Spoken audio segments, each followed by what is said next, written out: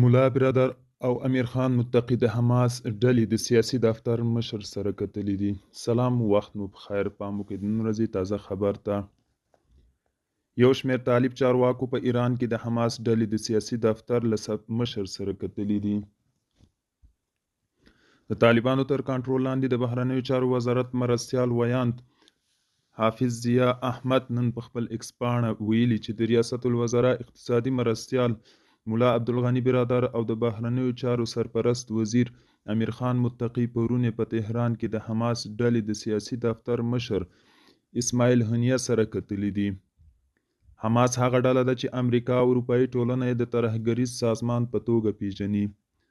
ضیا په دې اړه چې دې مشرانو پر کومو مسایلو خبرې اترې کړي څه نه دي ویلي.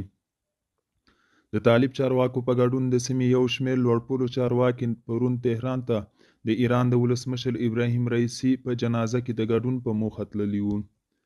دوستانو، دا و د نن ورځې چمتو کلی خبر. تر بیا هم په الله سپارم. ښې چارې، ښه وخت.